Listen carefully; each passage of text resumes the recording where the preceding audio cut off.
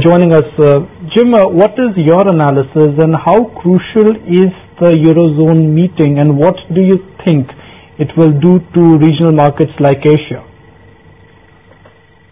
Yes, it's going to be a very interesting weekend. There's been a lot of promises made and an awful lot to deliver, but I'm not quite sure that the Europeans are up to delivering. So our feeling is that there's going to be disappointment after the weekend, and I'm afraid that's going to affect not just Asia but equity markets globally. There's going to be a further risk appetite sell-off, I'm afraid. Okay, let's also bring in Dilip Bhatt to talk about how the developments in the western part of the world are likely to impact markets like India. Dilip, hi, afternoon. How do you think the Eurozone summit is going to actually pan out, and how will markets like India take into it or read into the developments, because it clearly seems like the European leaders are just buying more time? Sure. I think everyone is keenly watching as to how they are going to really tackle some of these issues which have really come head on at the moment. But going by the past about the fortnight, the mood in which the markets have been reacting and the momentum which has been gathering, it appears that market for the time being has bought into some of the ideas that have been floating around, that this probably will provide some kind of relief to the overall scenario.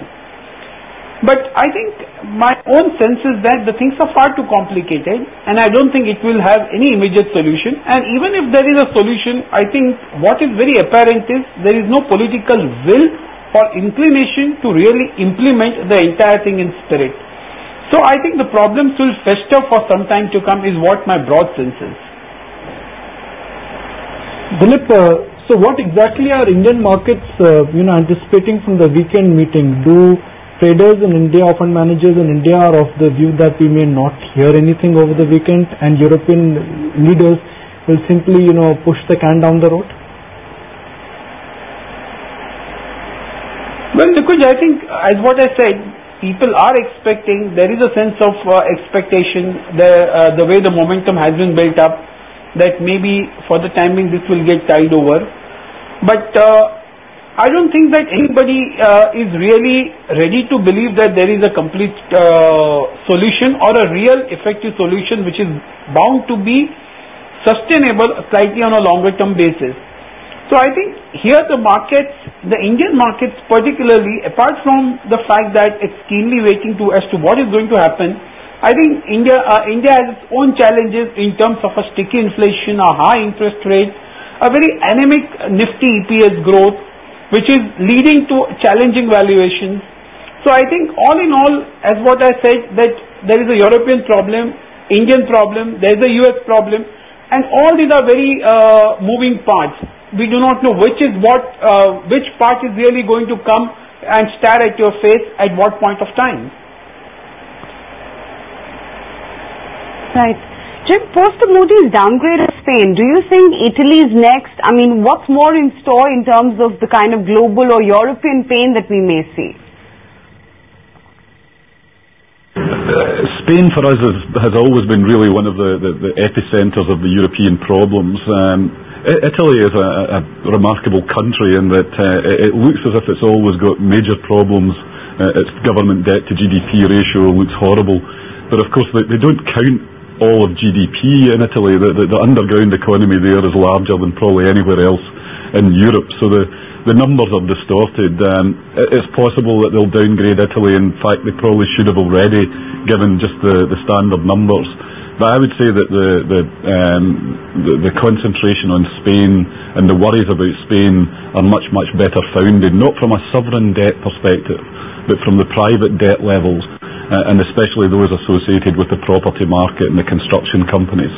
That was a source of real pain in Japan, and I'm afraid going forward I think it will be the source of real pain in Spain. So whether or not they downgrade Italy, I think that is unlikely, certainly in the very short term. But the Spanish concentration and the downgrade there is the real issue, and I'm not surprised the credit ratings agencies have begun to tackle that one now.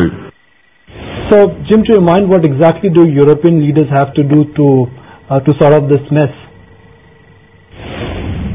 Well, one thing that Europe really has to realise is that you can't sort out this mess by allowing a default on certain sovereign bonds and by recapitalising the banking system. That's only part of the story. The real part of the story that everybody seems to be missing is that they've got to be able to manufacture a growth solution for the countries that are in trouble. There's no point in taking the debt off Greece's books and then it's left with a 0% growth rate and still accumulating interest and still accumulating debt just from a lower level. So the way to stimulate growth, I'm afraid, when conditions are as bad as they are in Europe, is through currency realignments.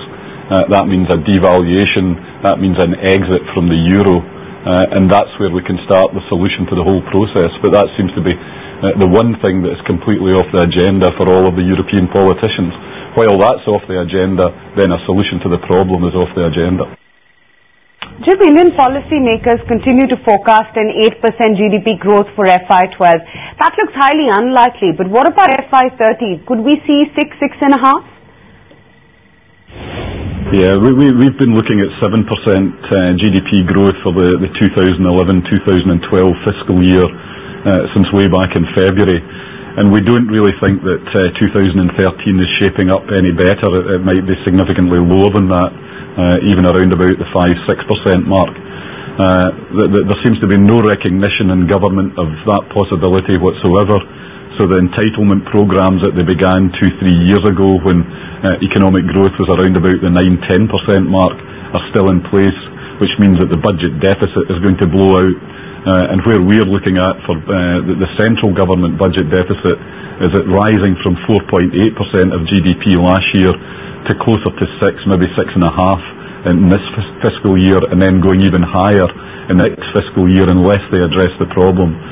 And given the way that the world is working just now, with everybody focused on debt positions, fiscal deficits, etc., I think all we can expect for in India over the next year or so is a downgrade by the ratings agencies, and a well-deserved one given the laxity of the government over the course of the last 2 years.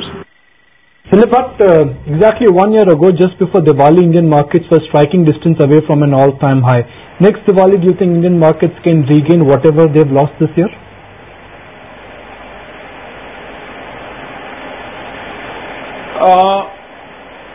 Nikunj, really speaking, I think we are in for a long haul.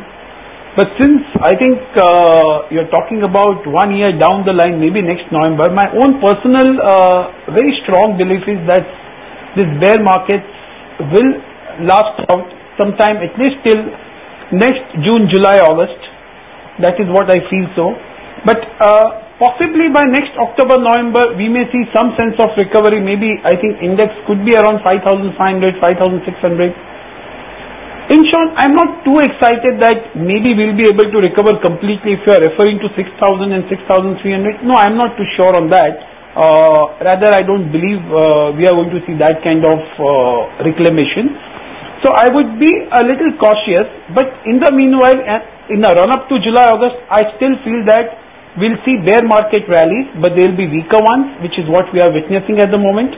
And perhaps ultimately markets will end up making lower bottoms. So Dilip, for the benefit of our viewers, as a Diwali gift, give us 2 stock ideas which you would recommend to buy this Diwali and would turn out to be dhamakas by next.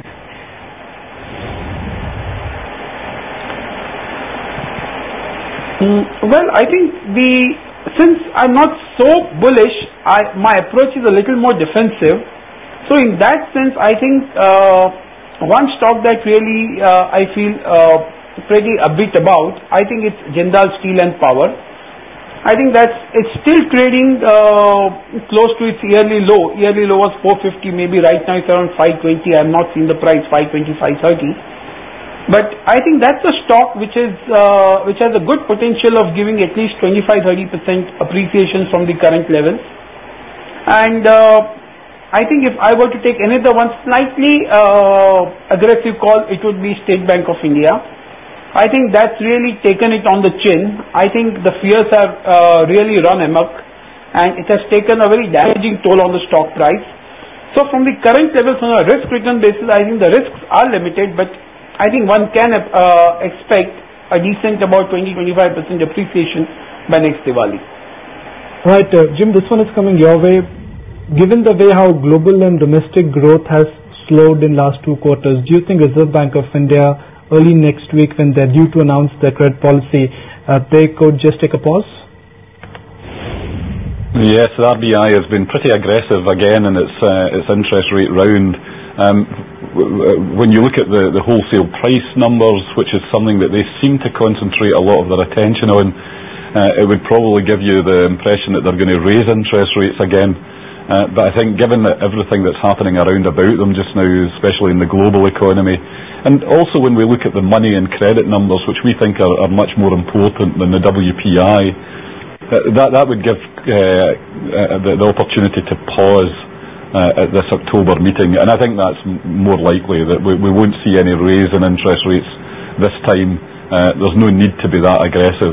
And I think given the conditions globally, the RBI is just going to take a back seat at this point and then look again in January.